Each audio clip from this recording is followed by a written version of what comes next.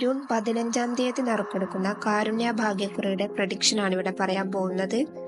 ബോർഡിൽ വന്നിരിക്കുന്നത് A61, B27, C84, all 21 എന്നിങ്ങനെയാണ്. 3 ഡിജിറ്റിൽ വന്നിരിക്കുന്നത് 456, 258, 643, 884, 690, 631, 536, 985, 404, 899, 322, 380. ഇന്നത്തെ AB-യിൽ വന്നിരിക്കുന്നത് 45, 82, 12, 93, 83, 94, 4096.